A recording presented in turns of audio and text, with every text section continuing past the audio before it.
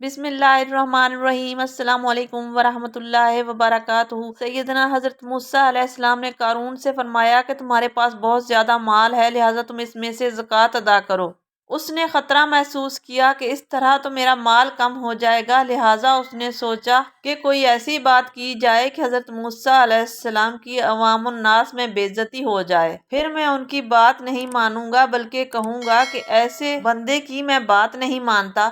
چنانچہ اس نے کسی عورت سے کہا کہ جب موسیٰ علیہ السلام قوم کے سامنے خطاب کریں تو کھڑے ہو کر کہنا کہ یہ تو میرے ساتھ بدکاری کا ارادہ کر رہے تھے، تم صرف الزام لگا دینا، باقی پروپیگنڈا ہم خود سنبھال لیں گے اور میں تمہیں اس کے بدلے میں بہت مال و دولت دوں گا۔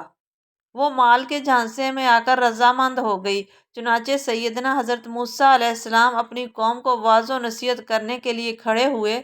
اتنے میں وہ عورت کھڑی ہو گئی۔ جب وہ کھڑی ہوئی تو موسیٰ علیہ السلام کے تقدس اور جلال کو دیکھ کر کانپ گئی اور سچ سچ بات کہہ سنائی۔ حضرت موسیٰ علیہ السلام کو بہت غصہ آیا۔ اللہ تعالیٰ نے سیدنا موسیٰ علیہ السلام کی طرف وحی بھیجی کہ اے پیارے موسیٰ علیہ السلام، ہم نے زمین کو تیرے تابع بنا دیا ہے، تو جو اسے حکم کرے گا یہ اس حکم کو پورا کرے گی۔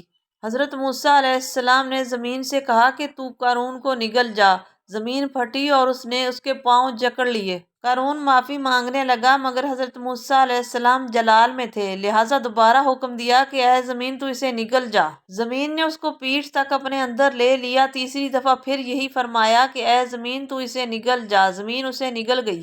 قیامت تک وہ زمین میں دھنستا رہے گا۔ جب قارون زمین میں دھنس گیا اور حضرت موسیٰ علیہ السلام کا جلال کچھ ٹھنڈا ہوا تو اللہ تعالیٰ نے فرمایا میرے پیارے موسیٰ علیہ السلام، وہ آپ کے سامنے روتا رہا اور معافی مانگتا رہا مگر آپ زمین کو حکم دیتے ہی رہے۔ موسیٰ علیہ السلام نے کہا اے اللہ، اس نے الزام بھی تو اتنا بڑا لگایا تھا۔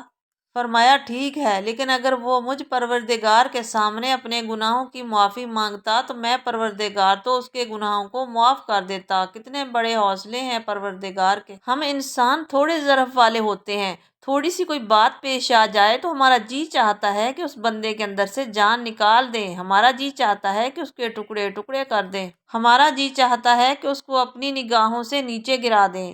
ہمارا حسد اتنا ہوتا ہے کہ کسی کو اچھا دیکھ نہیں سکتے، لیکن پروردگار کا تو معاملہ ہی کچھ اور ہے۔ بنی اسرائیل ہی کا ایک بڑا مشہور واقعہ ہے کہ ایک دفعہ قحط پڑ گیا، بارشیں بند ہو گئیں۔ حضرت موسیٰ علیہ السلام اپنی قوم کو لے کر باہر نکلے تاکہ بارش کی دعا مانگے۔ چنانچہ دعا مانگی مگر بارش کے آثار پھر بھی نظر نہیں آ رہے تھے۔ بڑے حیران اور پریشان تھے۔ پانی کے قطروں کو انسان، پرندے، چرندے اور درندے بھی ترستے تھے۔ آپ دوبارہ پروردگار کی طرف متوجہ ہوئے اور دعا مانگی کہ اے رب کریم، رحمت کی بارش عطا فرما۔ اللہ تعالیٰ نے وحی نازل فرمائی کہ اے میرے پیارے پیغمبر، میں رحمت کی بارش کیسے برساؤں؟ اس مجمع میں تو ایک چغل خور موجود ہے۔ حضرت موسیٰ علیہ السلام کھڑے ہو گئے۔ آپ نے ساری قوم کو مخاطب کر کے کہا کہ اس مجمع میں ایک چغل خور موجود ہے، جب تک وہ یہاں ہے رحمت کی بارش نہیں ہوگی۔ بہتر ہے کہ وہ نکل جائے تاکہ باقی لوگ تو رحمت سے محروم نہ ہوں۔ لوگ ایک دوسرے کو دیکھنے لگے۔ اللہ کی شان کہ جو بندہ چغل خور تھا اس نے دل میں سوچا کہ اوہو، میں اتنا برا ہوں کہ میری وجہ سے ساری قوم اللہ کی رحمت سے محروم ہو چکی ہے۔ وہ بڑا شرمسار ہوا۔ چنانچہ اس نے فیصلہ کیا کہ میں اس گناہ سے توبہ کرتا ہوں اور نکل کر چلا جاتا ہوں، مگر اس کو پھر خیال آیا کہ میرے پروردگار، میں جب تک چغل خور بنا رہا تب تک تو آپ نے مجھے رسوا نہ کیا، اور جب میں توبہ کی نیت کر چکا ہوں تو کیا اب آپ مجھے رسوا فرما دیں گے؟ وہ بھی یہ بات سوچ ہی رہا تھا کہ رحمت کی بارش چھم چھم برسنے لگ گئی۔ حضرت موسیٰ علیہ السلام بھی حیران ہوئے۔ جب بارش خوب ہو چکی تو حضرت موسیٰ علیہ السلام اللہ تعالیٰ کی طرف متوجہ ہو کر کہنے لگے اے رب کریم، آپ نے خود ہی ارشاد فرمایا تھا کہ ایک چغل خور کی وجہ سے رحمت رکی ہوئی ہے، اور خود ہی بارش برسا بھی دی، حالانکہ نکل کر کوئی بھی نہیں گیا۔